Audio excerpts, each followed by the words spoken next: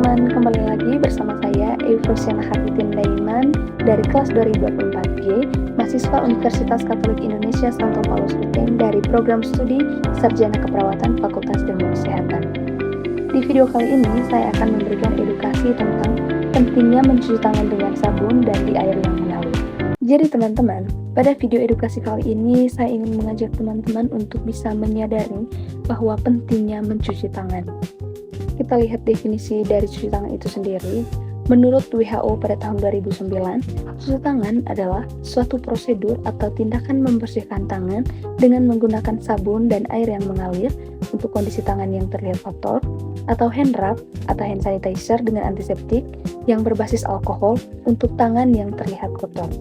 Jadi supaya teman-teman tahu, di tangan kita ini merupakan sebagai jembatan untuk kuman masuk ke dalam tubuh kita. Mengapa saya katakan tangan itu merupakan sebagai jembatan atau transportasi kuman untuk masuk ke dalam tubuh kita? Jadi tanpa kita sadari, setiap kali, setiap menit, setiap jam, setiap waktu, setiap hari, kita menyentuh di permukaan-permukaan yang kita tidak tahu permukaan itu banyak kuman dan kotorannya. Mengapa tangan kita adalah jembatan untuk kuman? Seperti yang sudah saya katakan sebelumnya tadi, setiap hari tangan kita menyentuh berbagai permukaan seperti gagang pintu, handphone, uang, hewan peliharaan, dan masih banyak lagi yang kita sentuh tanpa kita sadari setiap harinya. Permukaan-permukaan ini seringkali menjadi tempat tinggal bagi kuman mikroorganisme seperti bakteri, virus, dan mikroorganisme lainnya.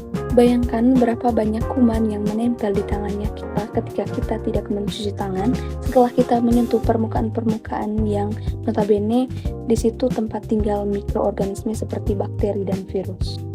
Manfaat utama mencuci tangan dengan sabun dan air mengalir yaitu yang pertama, mencegah penyakit. Maksudnya adalah tindakan mencuci tangan secara rutin dan benar adalah garis pertahanan utama untuk menghindari berbagai infeksi. Tangan adalah media utama perpindahan kuman.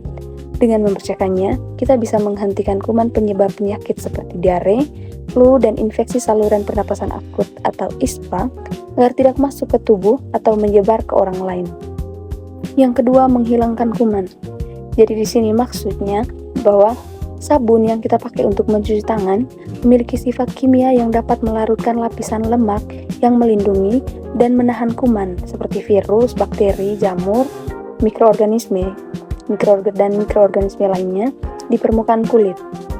Sabun tidak hanya membunuh, tetapi yang lebih penting, ia membantu merontokkan kuman dan kotoran. Air mengalir kemudian berfungsi membilas residu tersebut hingga hilang sepenuhnya. Yang ketiga, menurunkan infeksi nosokomial. Infeksi nosokomial adalah infeksi yang didapat oleh pasien saat berada di fasilitas kesehatan seperti rumah sakit. Maksud dari poin ini adalah bahwa mencuci tangan dengan sabun dan air mengalir adalah prosedur standar yang wajib dilakukan oleh staf medis dan pengunjung. Hal ini secara drastis memutus rantai penularan kuman yang resisten obat dari satu pasien ke pasien lain melalui tangan tenaga kesehatan. Jadi manfaat utama yang ketiga ini yaitu menurunkan infeksi nosokomial supaya tidak terjadinya penyebaran virus antara dari pasien ke pasien, dari perawat ke pasien, dari perawat ke perawat, kemudian dari alat medis ke perawat, dari alat medis ke pasien. Kemudian yang keempat ada melindungi diri dan orang lain. Maksudnya mencakup dua aspek penting, yaitu melindungi diri dan melindungi orang lain. Untuk yang melindungi diri ini, kita mencegah kuman di tangan masuk ke tubuh saat kita tanpa sadar menyentuh mata, hidung, atau mulut. Kemudian yang kedua, melindungi orang lain.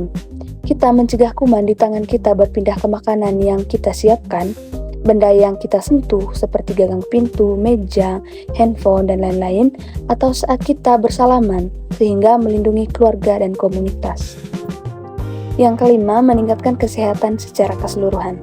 Maksud dari poin ini adalah dampak mencuci tangan yang benar bisa meluas hingga ke tingkat masyarakat. Dengan berkurangnya kasus penyakit umum seperti diare, flu, masyarakat akan bisa lebih produktif karena tidak banyak waktu yang hilang akibat sakit. Kemudian masyarakat bisa mengurangi biaya kesehatan karena lebih sedikit orang yang harus mengunjungi dokter atau dirawat di rumah sakit. dan juga memperpanjang harapan hidup, khususnya pada anak-anak yang rentan terhadap penyakit diare dan pneumonia. Ada penyakit yang umum terjadi ketika kita jarang mencuci tangan atau tidak mencuci tangan, atau tidak menjaga kebersihan tangan. Yang pertama itu ada diare. Diare adalah kondisi di mana seorang buang air besar atau BAB lebih sering dari biasanya dengan konsistensi tinja yang encer atau cair. Kemudian apa kaitannya dengan kebersihan tangan?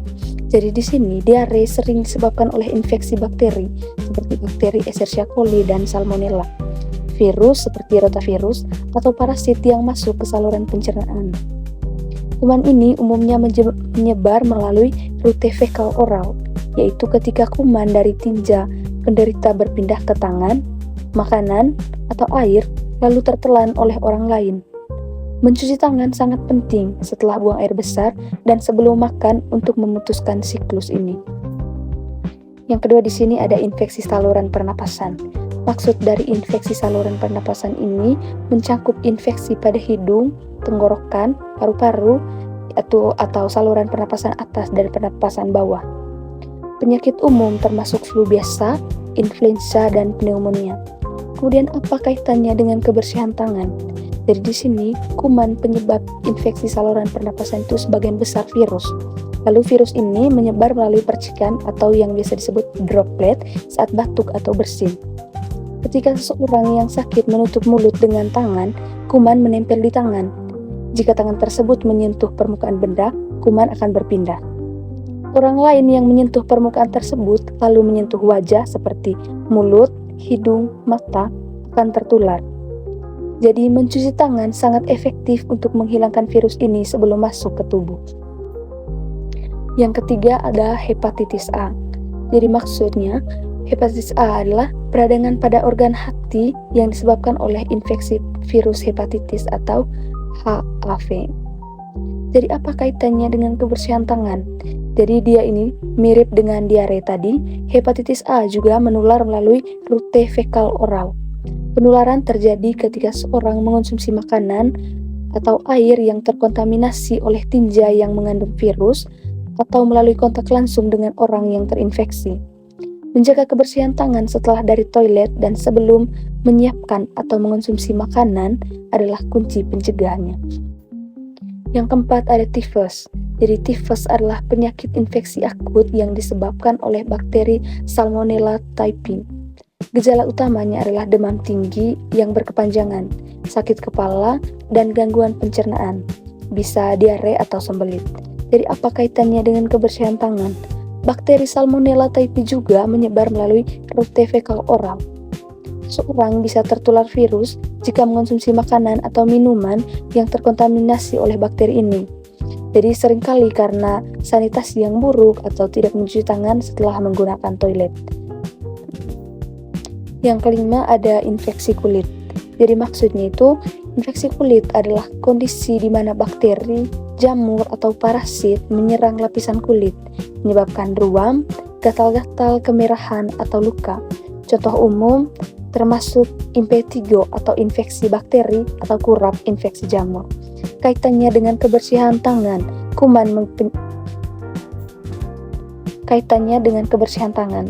Kuman penyebab infeksi kulit dapat berpindah dari satu area kulit ke area yang lain, atau dari orang ke orang melalui sentuhan langsung.